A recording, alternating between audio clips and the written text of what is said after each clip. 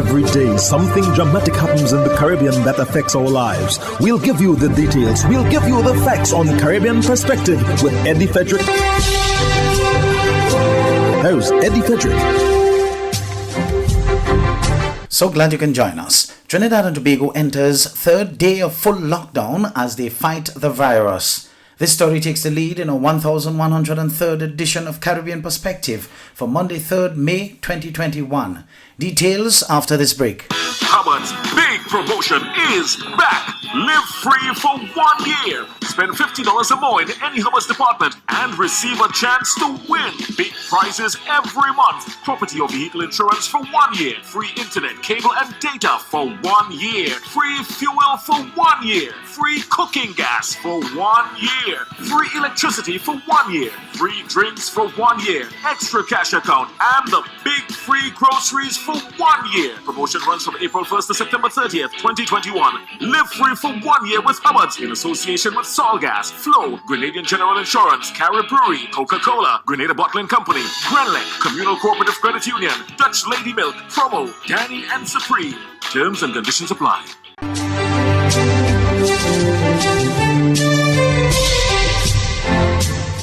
Welcome back. If you think the police cannot enter your private residence to intervene under the COVID-19 regulations, if you are having a gathering or house party, the Prime Minister says that is exactly what the police will do. TV6's Jewel Brown reports. Dr. Keith Rowley warned against gatherings in private residences as he announced Prime Minister Dr. Keith Rowley warned against gatherings in private residences as he announced that Trinidad and Tobago will be placed under its second full lockdown to curb the spread of COVID-19 since the Health Minister gave official confirmation of the first COVID case in the Twin Island Republic on March 12th of last year. Some of the people who we think should lead this country at their location, at their homes, in their communities, because they are in a position to lead, whether at the family level, at the community level, whatever. They have been the ones who have been putting themselves above the regulation. Don't apply to me. Don't apply in my neighborhood.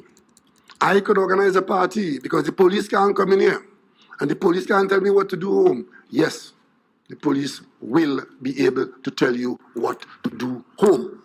There have been instances during the pandemic where the police said they could not intervene to stop gatherings in private residences or private properties, citing the legal definition of a private property. The right of the individual to life, liberty, security of the person, and enjoyment of property, and the right not to be deprived thereof except by due process of law is enshrined in Section 4A of the Constitution of Trinidad and Tobago. You see, before, we took the position that we would not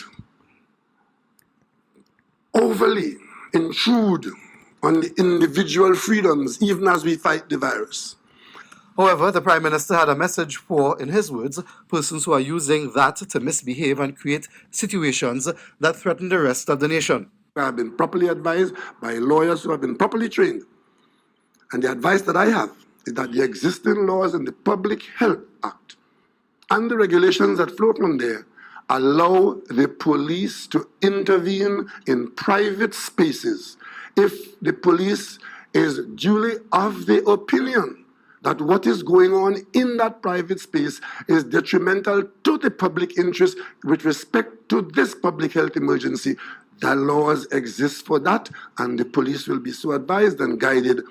On Wednesday, Trinidad and Tobago recorded 223 new COVID-19 cases from samples taken from Sunday, April 25th to Tuesday, April 27th, leading to speculation that another full lockdown was imminent.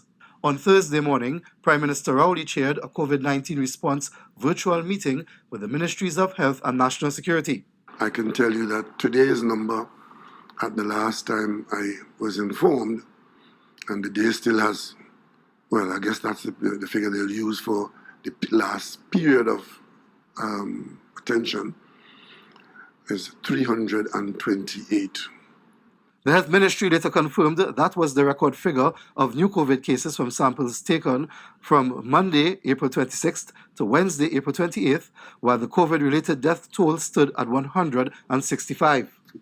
So today, with the numbers that we've had for a week, with all the cautions that have been out, with all the cautions we've thrown to the wind, the only thing that we could do now in Trinidad and Tobago to evade a disaster brought on by COVID-19 in its second year is to intervene and to interrupt the distribution of the virus among populations in the country wherever they might be. Prime Minister Rowley then announced, 1, as of midnight tonight, all restaurants and bars will be closed. 2, all malls would be closed. 3, all places of worship would be closed. the Prime Minister said all gyms and fitness centers, all spas and hairdressing locations, casinos and betting houses, cinemas, theaters and clubs will be closed. The public service will operate on essential service only as per the regulations and the details that were spelled out the last time out. Further details will be available tomorrow. Tobago would be isolated, as we were, by limiting the amount of flights into Tobago and out of Tobago to 3 flights a day. And the sea bridge will operate at 25% capacity on the ferries.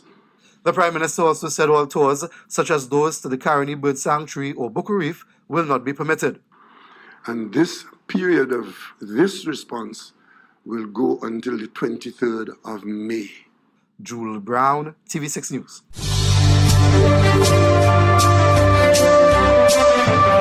You're listening to Caribbean Perspective with Eddie Frederick.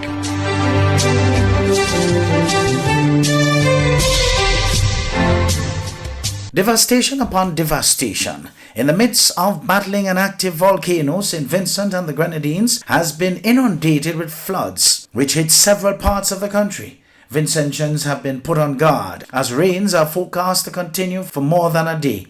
TV6's reporter Alicia Boucher is currently in St. Vincent and filed this report. Areas in the red zone on the leeward and windward sides, situated north of St. Vincent, all the way down to parts of the green zones south of the island, felt the impact of raging floods and mud flows called lahars.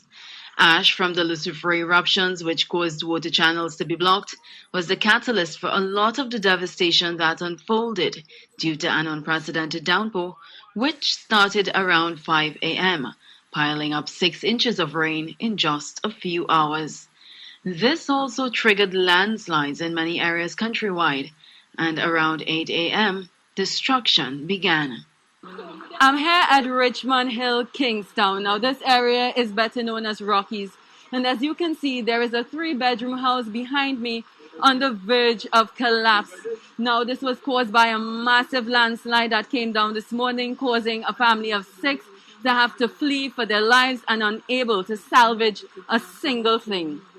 That's the heartache faced by Ian Edwards, whose wife and 4 children are seeking refuge with relatives.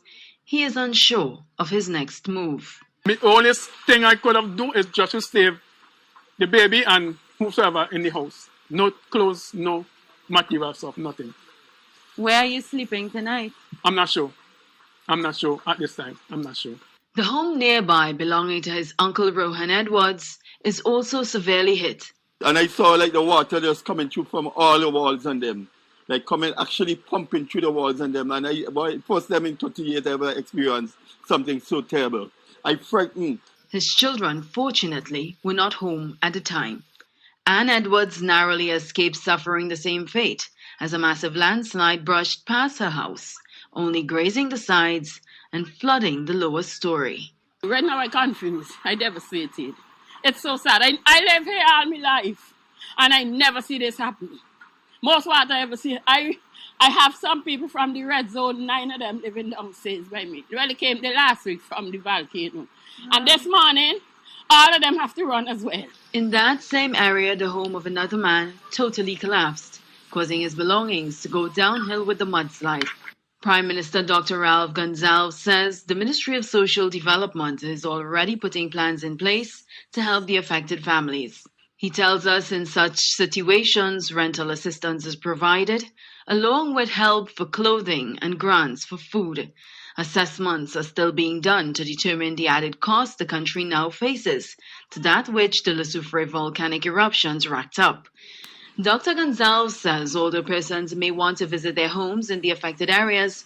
That would be strictly managed in relation to those who reside in the red zone. However, Vincentians may not be out of the woods just as yet. We're going to have rain again later today, according to the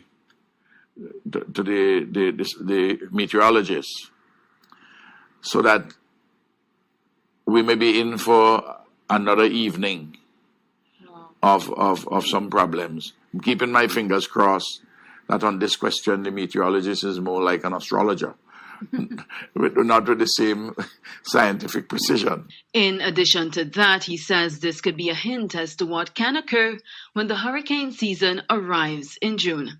Reporting from St. Vincent and the Grenadines, Alicia Boucher, TV6 News. Former Barbados Government Minister Donville Innes has been sentenced to 2 years in a federal prison in the United States to take effect at the end of July. This judgment was handed down in the Eastern District Court of New York on Tuesday last. More in this Barbados Today online news. Innes's attorney had this to say about the day's outcome. To argue that $36,000, because it got transferred into a U.S. bank and then transferred to another U.S. bank, undermined the U.S. financial system, was beyond a joke. I can't believe they actually said it. It was a disgrace. Now, I am obviously pleased that the judge didn't buy their argument about 79 months. I'm disappointed that the judge didn't depart all the way down. This case, in my judgment, my professional judgment, 53 years I've been doing criminal defense work, this case was a probation case, maybe with some house arrest, but 24 months on which Don will serve approximately 15 months before he's eligible to be released to a halfway house. Assuming he gets released to a halfway house because he's not a U.S. citizen, so they may hold him for the entire 21 months. I'm not sure about that yet. No fine, no restitution ordered, and he has to pay $300 mandatory. He told Barbados Today he intends to appeal Innes's money laundering conviction. I do think that there are significant issues on appeal, and we're going to be pursuing it vigorously. I'm not in a position to comment beyond that because I haven't really gotten my hands wrapped around it. But what I do know, there is a good faith and legitimate appeal as to whether a crime was even committed. The problem is Barbados has no election campaign laws, and a contribution by a business, a corporation, a constituent that was intended to be a campaign contribution for re-election gets converted into a bribe when Don has no control over the decision that was made to renew the insurance company. It makes no sense to me.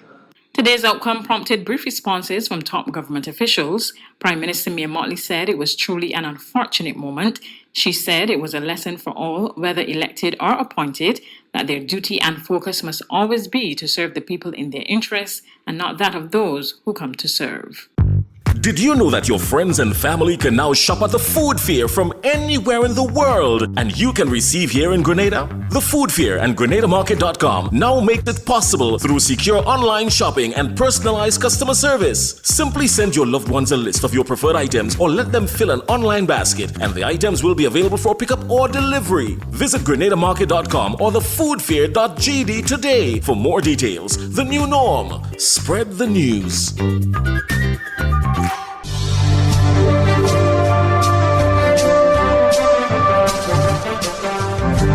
I am Eddie Frederick. This has been Caribbean Perspective, a whole new approach to highlighting developments in the Caribbean.